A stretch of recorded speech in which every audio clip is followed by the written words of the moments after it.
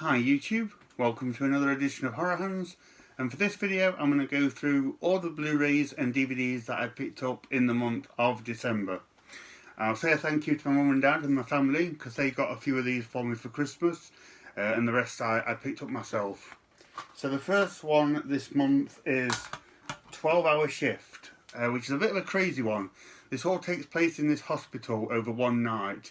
And this nurse and her cousin, they have like this thing going on where they smuggle out organs for the black market. But it all goes a bit awry and they lose the organs, they have to try and find them or get some more from the patients. A few other characters get thrown in and there's a few intermingling storylines. Gets a bit crazy, there's a few deaths, a bit of blood and guts, and yeah, it's just a bit of a mess for everyone involved. I thought it was pretty good. I like how the storylines all come together. Thought that was pretty clever.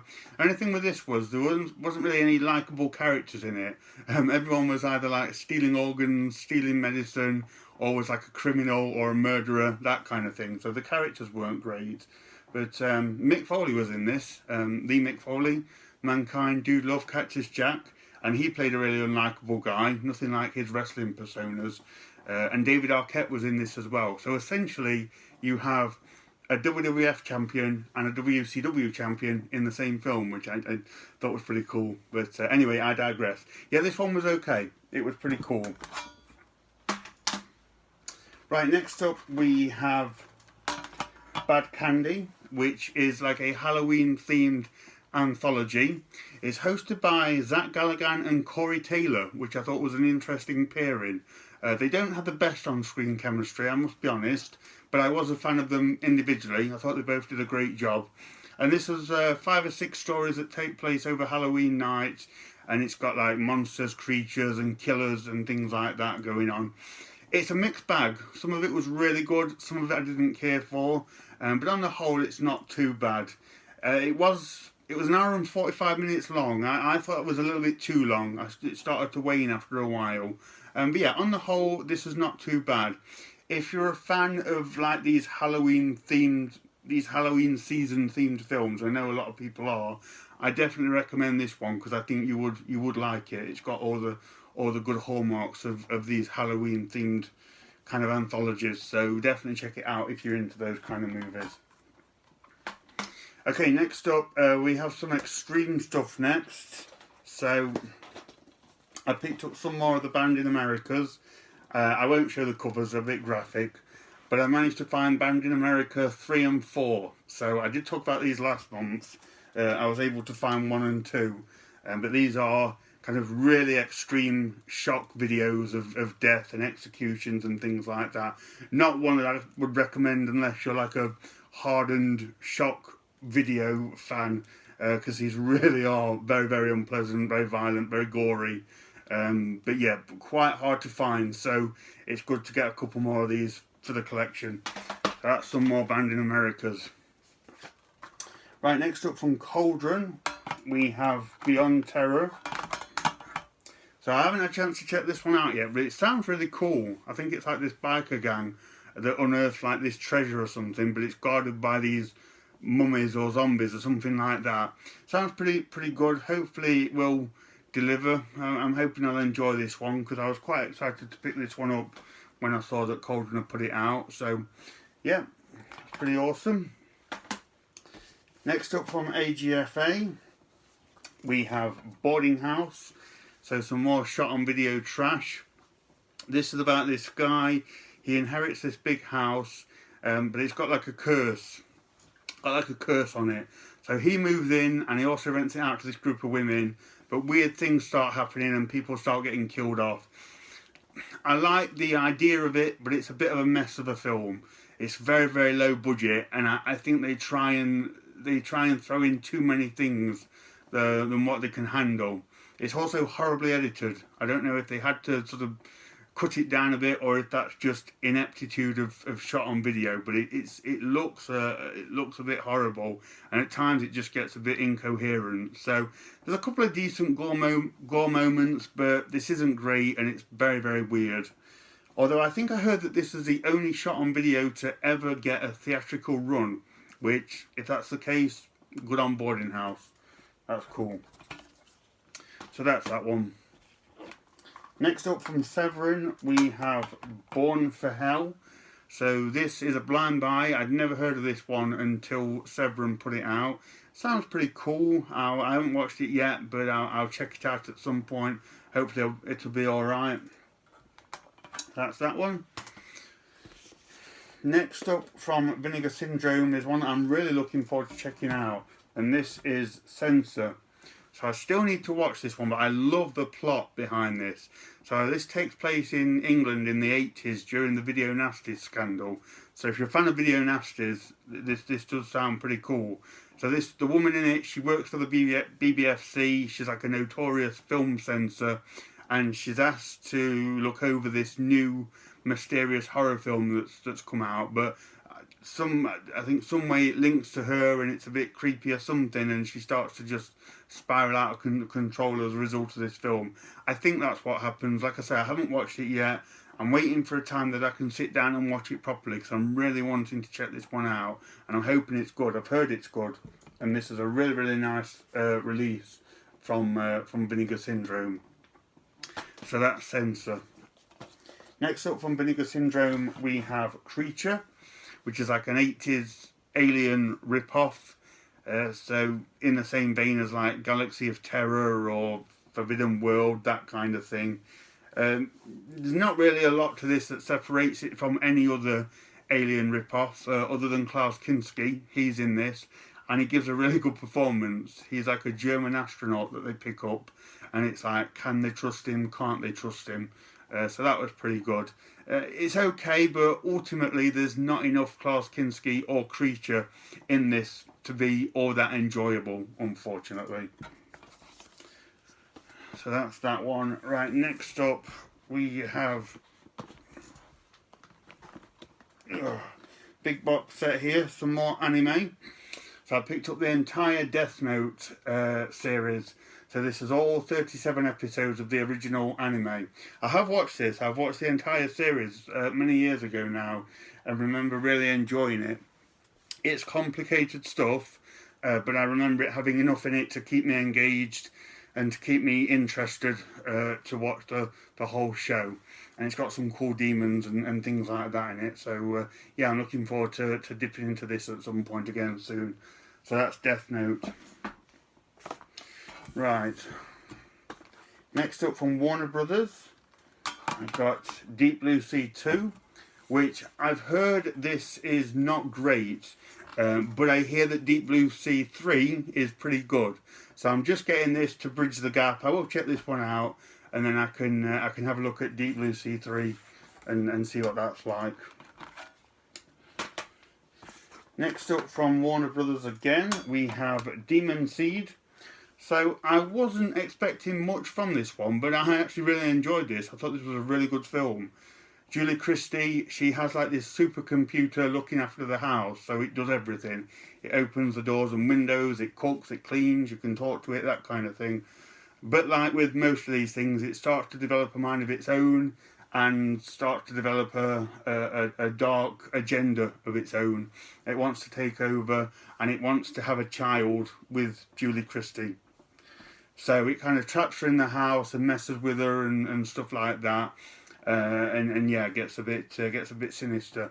So yeah, this was a lot better than what I thought it would be. It's a bit clunky in places because it's like 1977, so some of the technology is a bit clunky, but it tells a really good story. It tells a really valid story and relevant story still, which is pretty good, and it's pretty scary in places as well. So yeah, I enjoyed that one. I thought Demon Seed was good. Next up from Vinegar Syndrome, I picked up the 4K release of Ebola Syndrome. So this is one of these Category 3 extreme like Asian films. I think this is from the same people that did Untold Story, which is like another one of those movies. I wasn't super keen on that one, but I've heard this one's pretty good. I've heard this one's been quite difficult to find over the years. It's been a bit elusive, and this is like the first time it's come out on Blu-ray, so nice to get a nice 4K of it from Vinegar Syndrome. I've heard this one's really gory and has like bodily fluids all over the place and that kind of thing, so sounds pretty cool. So that is Ebola Syndrome. Next up from AMC, we have Eli Roth's History of Horror, which is an absolutely fantastic documentary that I'm thoroughly enjoying watching. So these are episodic things where they look at a certain subgenre of horror. So I've watched one on zombies, there's a two-parter on slashers, the next one I need to watch is on like the devil and devil films, and after that I don't know what there is, but I cannot wait to get through this one. It's absolutely fantastic. It features a who's who of horror filmmakers and critics, and then as well it has like academics and film scholars all contributing. And yeah, this is a must-own if you're a horror fan. Whether you just have a moderate interest or you watch lots and lots of horror films, I guarantee you, Horror Hands guarantee, I guarantee you will find this of interest and you'll find it enjoyable.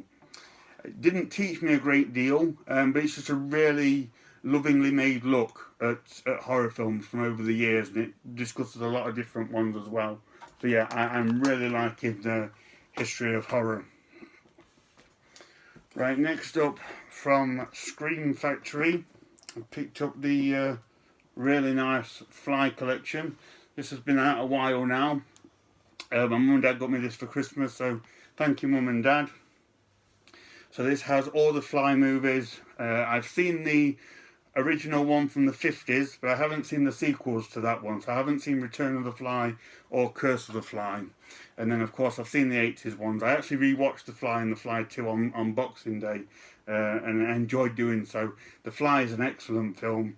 The Fly 2 is not great, but the first time I ever watched The Fly 2 was I was a kid at Christmas. So The Fly 2 has a strange sense of Christmas nostalgia for me. I know that's a weird film to feel like that, but yeah, it's a strange one. Not a great film. Got to be honest, it gets worse with with repeated viewings. But nice to have this this wonderful collection from Scream Factory, nonetheless. So that's awesome. Okay, next up from Warner Brothers, we have Frankenstein 1970, which is not from 1970. It's from 1958, I think. I'm just saying that because I did think it was from 1970, and I was thinking that's kind of late for Boris Karloff, but no, this is a 50s film. And in this one, Boris Karloff plays the Baron rather than the monster. And I think like a film crew uses castle or something to make a film, and he starts killing them off one by one for body parts or something like that. It sounds pretty cool, and I'm looking forward to checking that one out. So that's that one. Next up we have I, Frankenstein. Not had a chance to check this one out yet. I just found this really cheap. It's a 3D Blu-ray. It was like single figures, so I didn't want to pass this one up. It seems to be one of these kind of like more action-packed, modernised retellings of the classic horror stories. So yeah, I'll give that one a watch at some point. Next up from Arrow, we have The Last Matinee. Really nice release from Arrow. I love this cover art. This sold it for me immediately. Haven't had a chance to watch it yet. It sounds pretty cool. I think it takes place inside a cinema with people getting killed off. So that's always a good setting for a film. But yeah, I'll give this one a watch soon. But yeah, like I say, really nice release there from Arrow. Next up from Vinegar Syndrome, we have The Laughing Dead. Didn't like this one. Could not get into this one at all, unfortunately. It's a bit of a convoluted storyline, yet at the same time it's pretty dull. So it was really hard to get into this and to stay with it, quite frankly.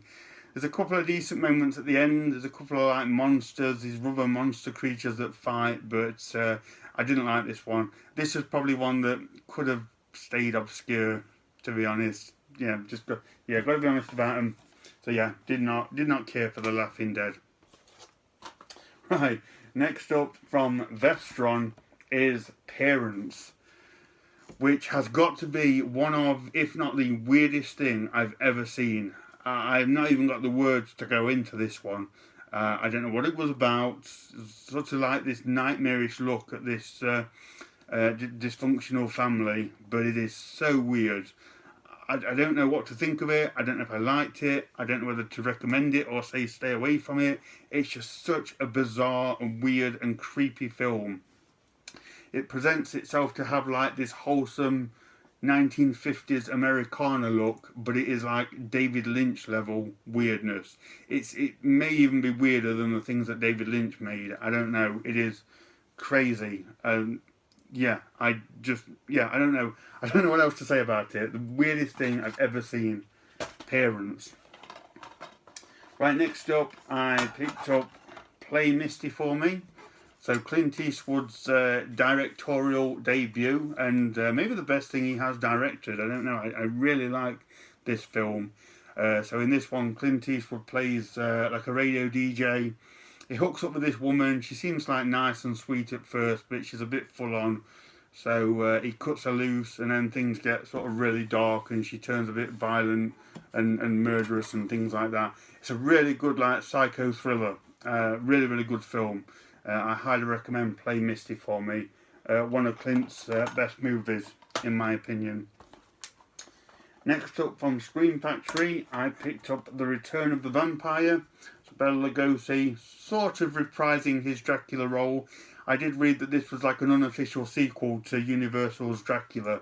And this was a great film. I really enjoyed this one. It has some wonderful old-fashioned black and white gothic imagery. So some fantastic sort of cemetery settings and dark, creepy, foreboding kind of places with the fog all around and that kind of thing. It's a really, really good film. Bela Lugosi is great as a vampire, and it also has a werewolf in it as well, which is awesome.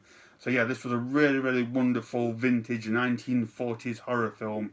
If you are a fan of that kind of time period in horror, definitely check out Return of the Vampire. Had a lot of fun watching that. Right, next up I picked up Satanic Panic. Wanted to see this one for a while. Haven't had a chance to check it out yet. Looks pretty good. Looks kind of fun. So I'll give this one a watch soon and see what it's like. Next up from 88 Films. I just got this in today. Not even opened it yet. This is Snapshots. Sounds pretty good. This woman, she's like being stalked by somebody.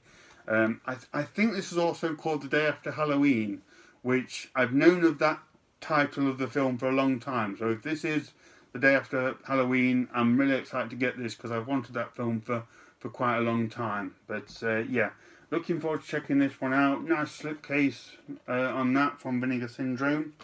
So that's cool. Not Vinegar Syndrome, 88 Films. Next up from Vinegar Syndrome is Steel and Lace. I was very intrigued about this one when I got it, and really enjoyed it. I liked this one from the start. This is a really cool film from the early 90s. It's this woman, she gets attacked and raped by these like sleazy businessmen. They get off with it, and in like her grief and trauma, she kills herself. But her brother, he's like an engineer. He brings her back as a killer robot, and she goes after them one by one and kills them off. It's really cool. If you imagine RoboCop as a rape revenge movie, it's what you've got here. So like I say, really cool early 90s feel to this. It's from like 1991. And there's a handful of kills in it. There's not too many, but they're really gory. I didn't see them coming in terms of the gore factor. They're really good, especially the helicopter. The blades on the helicopter one was awesome. So yeah, really like Steel and Lace. This was an underrated gem, in my opinion. I'm surprised that I've never heard of this one before. Yeah, that one was really good. Next up from Vinegar Syndrome is Summer of '84. This is a 4K release from Vinegar Syndrome. This is a film I've wanted to see for quite a while. It looks pretty cool. I think it's like set in the 80s, or it has 80s vibes about it or something. It's a group of kids that stumble upon a serial killer that's living in their neighbourhood, and that's all I know about it really. I'm looking forward to checking it out and giving it a proper watch. But this is another really nice addition from Vinegar Syndrome. Nice stuff from them. Again from Vinegar Syndrome, I picked up Trauma. which is a Dario Argento film from the early 90s. I'm hearing a lot of people not liking this one. It's getting a bit of hate. I didn't dislike it, but I think it's one of his weaker films. It didn't really feel like a Dario Argento film, and it was a bit all over the place plot-wise. I kind of found it interesting. There was enough in it to keep me watching. Yeah, this is nowhere near one of his best. Feels like maybe it was more of a paycheck film for Argento. I don't know. It just doesn't have the same visual flair or his creative zest that his other films had. So it was all right, but this is on the lower scale of Argento films. And then the last film I picked up this month, and again I just got this today from H8 Films, is Zombie High. Don't know much about it, but I wanted to pick it up when I saw that H8 Films were releasing it. So I'm looking forward to checking this one out soon. So that's everything that I got in December, guys. As always, let me know what you think of the films. Is there any here that you like, any here that you hate? Let me know. I'd be really interested to hear what you think. So thank you very much for watching, and stay tuned for more videos.